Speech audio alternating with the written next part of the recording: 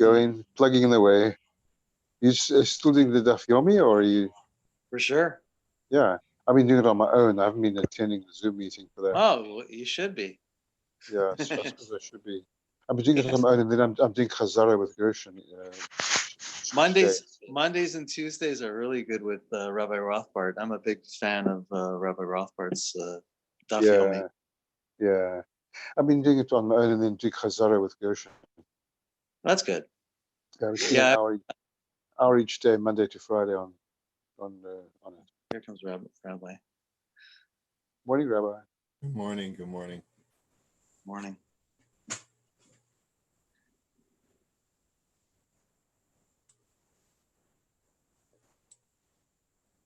Good morning.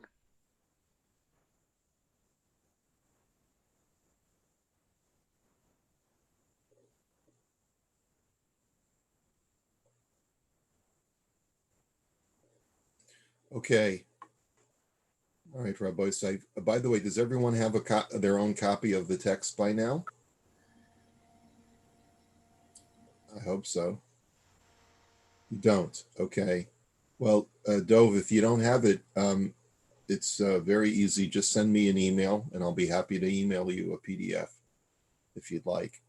Okay. So we are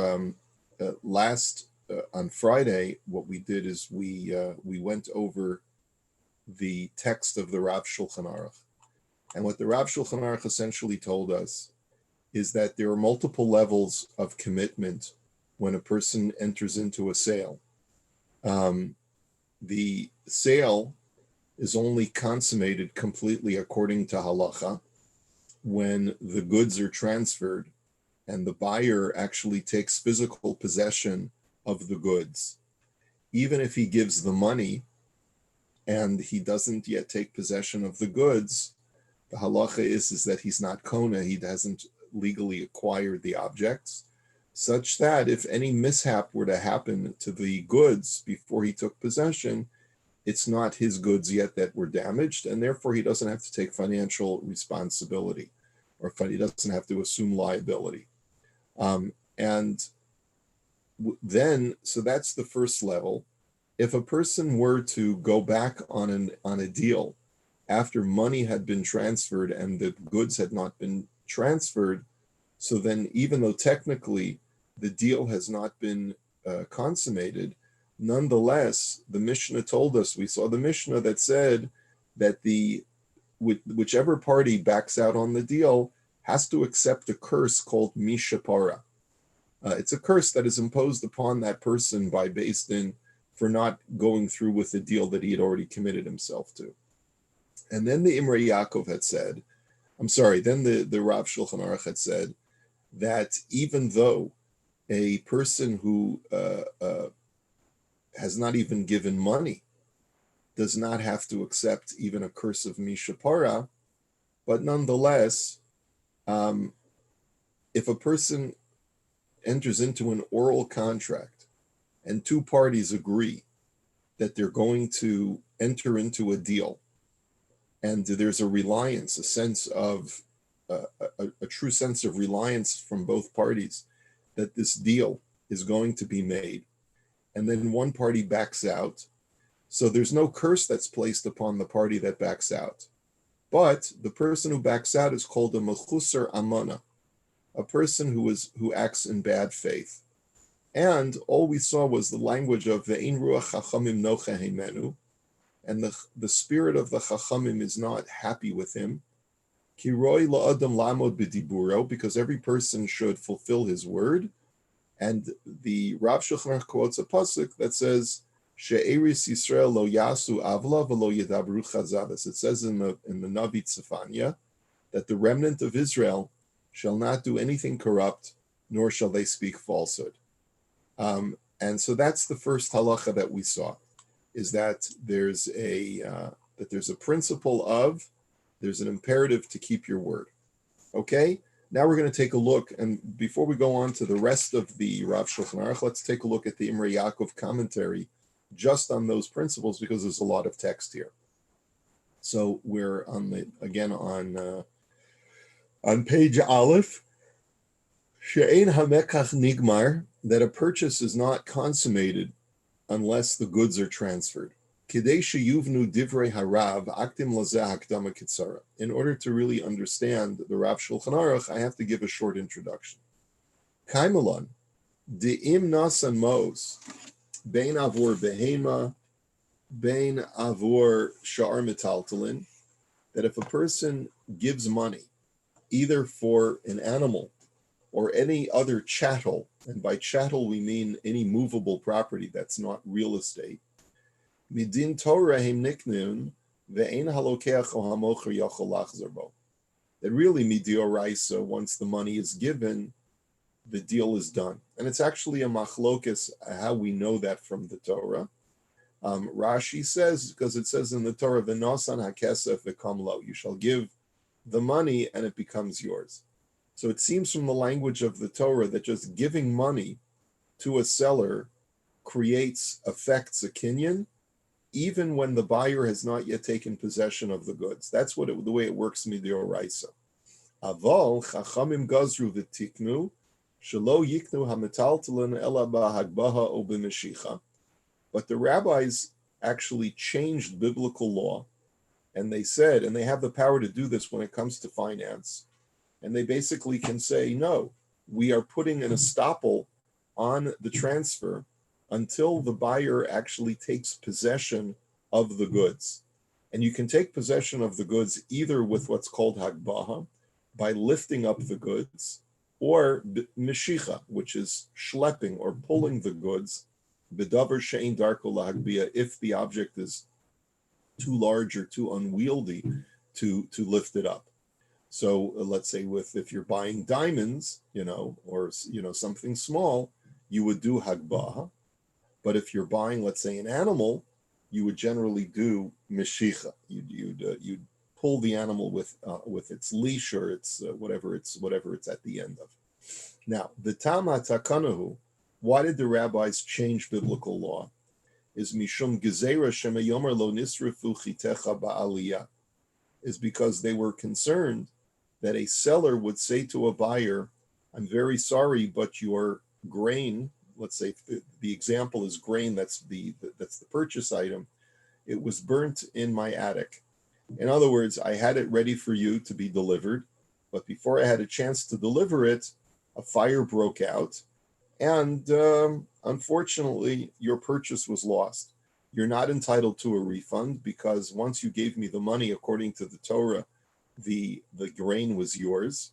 So there's nothing more to talk about. I'm sorry, you're out of the deal. And if you take a look at the Shar Hatziyun on the bottom, he explains, Rod Solomer Shema Yitain Halokeach Demei HaChefetz, maybe the buyer will give the money. It's not that we're worried that anything nefarious or devious is going on, but we are worried that what would happen if some mishap occurs to the purchase item, kagon shetipol delay of these, or such as a fire breaks out and the goods are destroyed. And if they already belong to the buyer,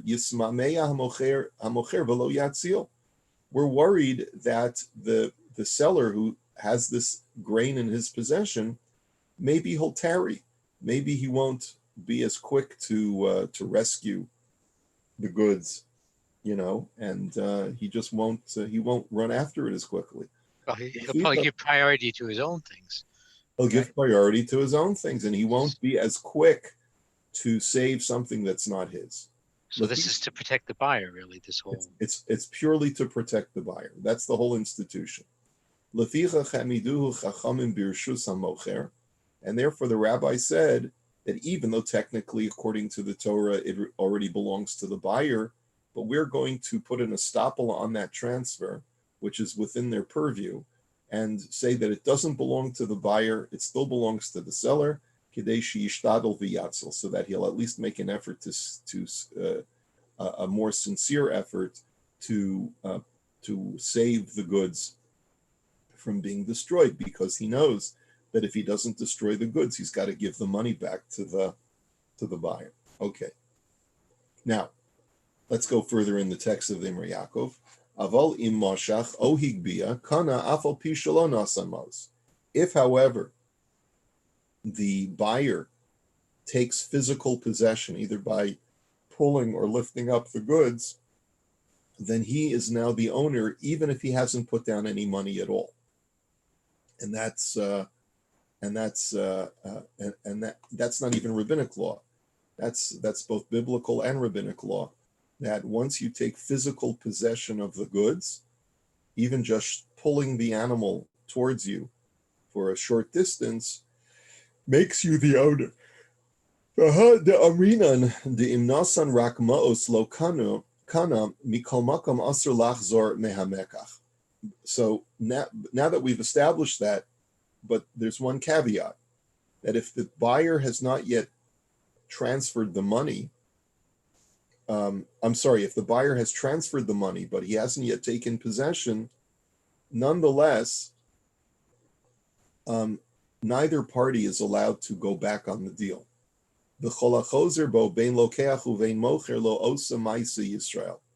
And anyone who backs out, even though the transfer legally has not yet taken place, is not doing an act of a proper Jew.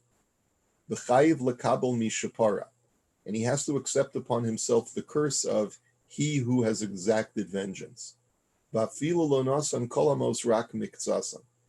this is true even if, he even just put down a small down payment. So once the buyer has put down any money at all, then neither party is allowed to back out. And whoever backs out gets a curse. The Ketzad Nosten Mishapara. And how do we impose this curse of Mishapara? Orin oso beveistin. In other words, there will be an assembly of a beistin, and we curse him in the beistin formally. Va'omrim Mishapara me'anshe dor hamabul, me'anshe dor haflaga, me'anshe Sodom va'amora, u'me'vitzrayim shetavu bayam, hu yifra mimi she'ena omed b'diburo. That he who exacted vengeance from the generation of the flood, and from the people of the Tower of Babel, and from the people of Sodom and Gomorrah, and the Egyptians who drowned in the ocean, may he also exact vengeance from someone who does not keep his word, and does not follow through with his commitment. And if you take a look at Tess, we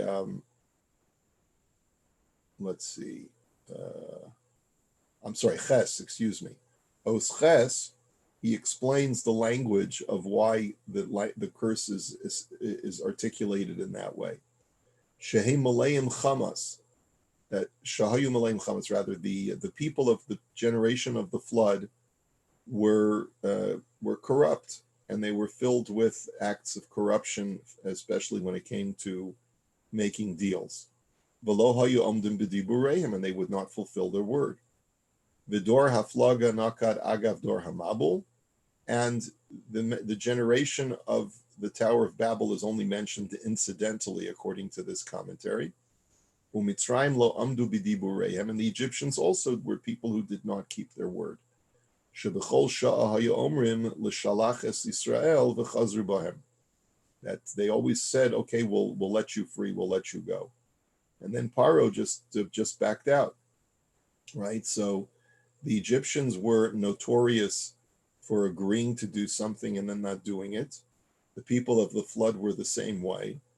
And so that's how the Rush understands it. I had offered something to you on Friday, why it's called Mishapara, and using these examples, because these are before the giving of the Torah, before any formal law had been established.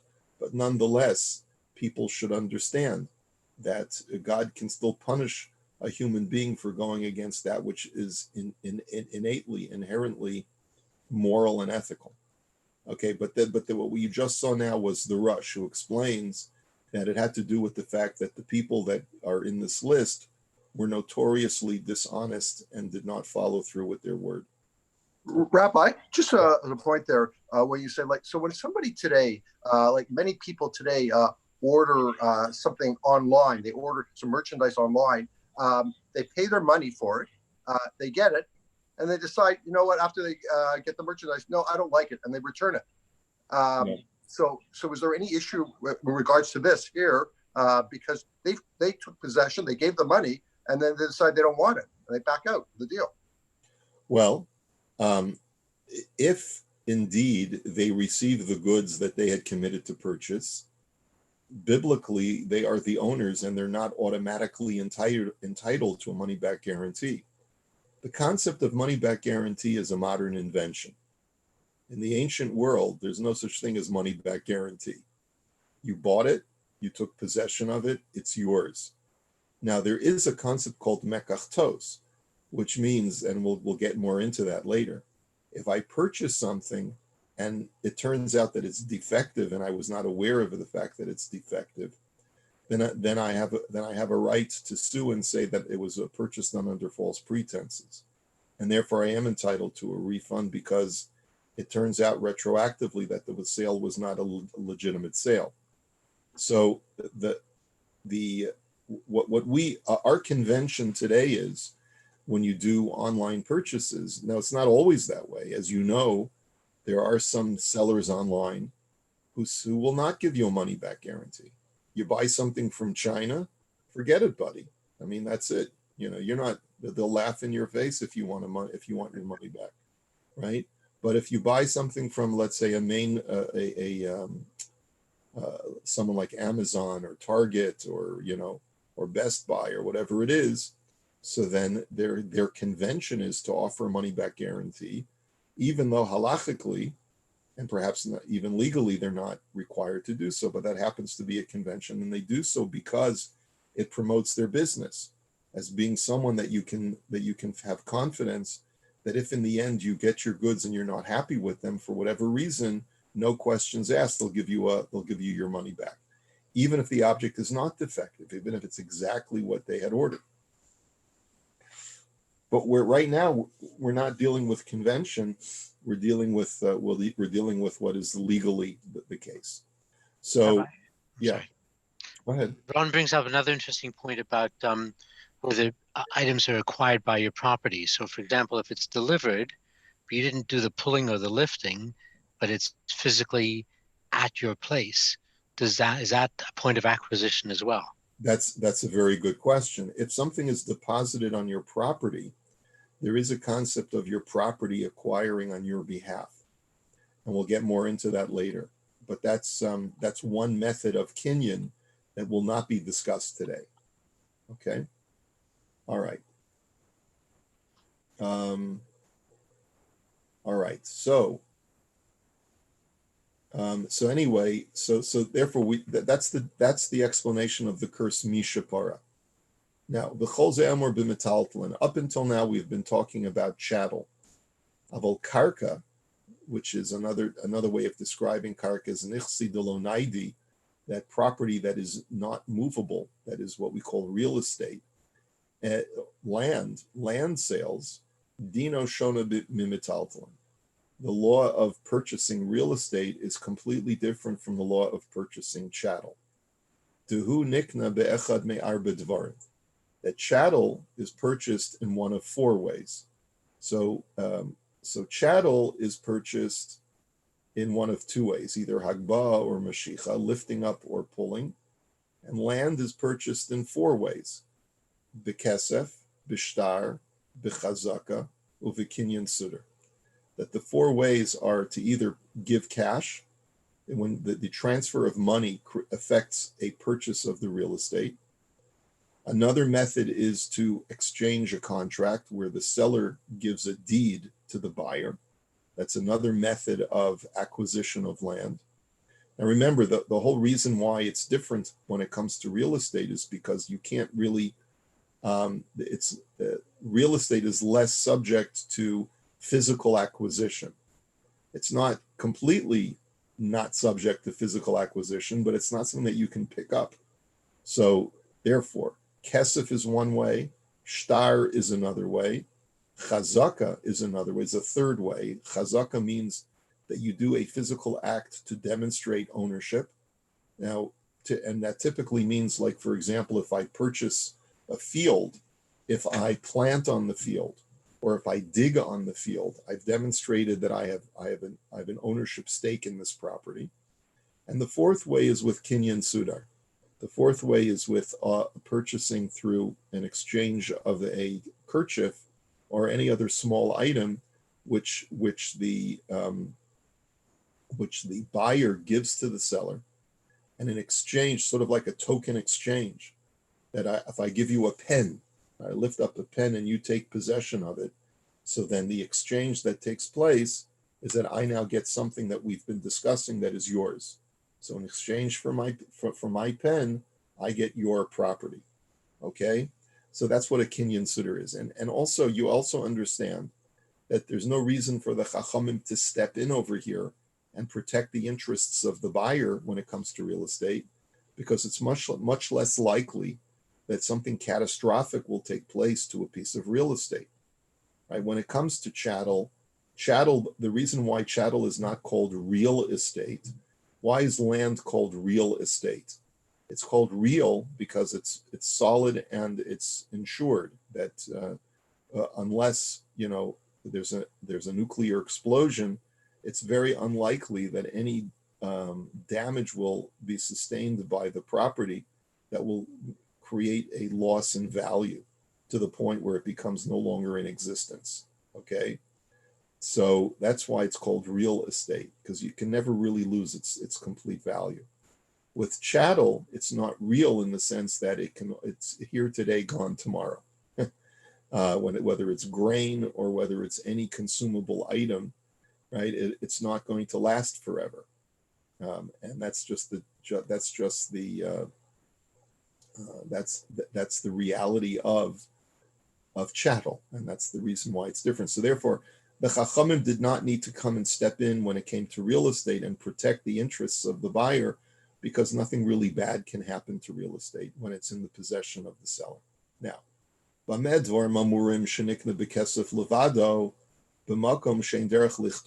let's qualify this and say that when it comes to real estate, when do we say that the transfer of cash alone is enough to affect a legal purchase? That's only when the minhag of the place is to not write a title, is to not write a deed and to transfer the deed. But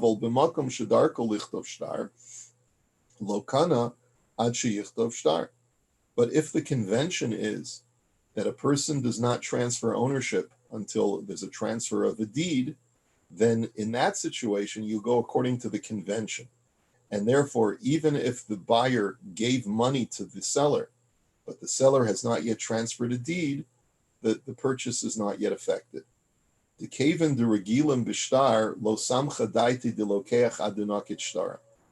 the reason is that since it's the convention to write a shtar, to write up a deed, then neither party really has full reliance on the transfer of cash to say that that the buyer does not consider himself the owner until he receives the deed. Ve'ikr daito liknos al hashtarhu. And therefore his main reliance is on the receipt of the deed. And he knows that he's not the owner until he holds the deed for the property in his hand. So that's, again, going to be a distinction when it comes to land purchase. Ule'inyan mishapara, danu bazeh haposkim in bikarkos tiknu mishapara. Now, as far as backing out on a deal of land purchase, is there such a thing as the curse of mishapara when it comes to land purchases? We know that if a person backs out on a chattel purchase deal, and he gives the money and then he wishes to back out afterwards and get his money back, he is entitled to demand his money back, but he has to accept the curse of mishapara. What if a person gives the money for real estate and before he takes possession of the deed, he backs out of the deal? Does the seller have a right to impose upon him the curse of mishapara and Beis Din? So this is something that's deliberated upon by the poskim. And vaharbe poskim svir lahu de be'inyan zeh shenasan mos af shelo kana. And there are many poskim who opine that when he gave the money and has not yet been kona through the taking hold of the deed, Hol v'hu b'makom shderech lichtov shtar, mikol makom yesh bo mishapara. In that situation, even though technically he's allowed to back out, but he still can have this curse imposed upon him by Beis Din. Ula or hanisbar la'el, yotze de bizmanenu sheregilim lichtov shtar, lo nikna hakarka b'mos l'chud. And therefore, based on all that we've mentioned, when it comes to real estate purchases, even if money is transferred, right, you do a wire transfer, but there's been no transfer of the deed, then the deal has not been consummated. The land still is in the possession of the seller. Aval, im kasvu gam shtar, rak lo nichtav adayin betabu. But now the question is, what about the convention that exists in Israel today, that not only does the deed have to be transferred, but also it has to go through the land registry. The land registry in Israel is called the tabu, and every country has its own land registry bureau. So even, let's say, there may be a piece of paper that says deed on it, but that deed has not been registered in the official government office where there's a title transfer. What is that called in Canada? Anyone know? Anyone know what the Land Registry Bureau in Canada is called? It's called the tabu in Israel. Why is it called the tabu in Israel? I think it's just the land registry office. Okay. Why is it called tabu in Israel? Well, it goes back to the Ottoman Empire. It was the original word was tapu, which was a Turkish word for the official office where they created land transfers for soldiers who were awarded land by the king in the Ottoman Empire. And so how does tapu become tabu? Because the Arabs don't pronounce the letter P. They don't. There's no P in the Arabic alphabet. So that's how you know if you have an Arabic taxi driver, is if he says Bebsi Cola instead of Pepsi Cola, right? Because the Arabs, it's one of those interesting phenomena that Arabs don't pronounce the letter P. And so it became tabu instead of tapu. And that's what it is today in Israel today. It goes to throwback to the Turkish Ottoman Empire. So what would be the halacha in the event that the deed was transferred, but it hasn't been put in the land registry? So logic would dictate that since the convention today is that you need to have it in the land registry as well, so long as the deed has not been registered in the official government office, once again, the sale is not consummated and it still is in the possession of the seller. But this is where we're going to have to hold it for today, since I have to get an early start on my next shiur. So I'm going to wish you all a good day. Sure. And I hope you have a wonderful day. Any questions, comments, anything? Sure. Okay. Well, Thank you, Rabbi. And have a great day. Thank you, Rabbi. Good day.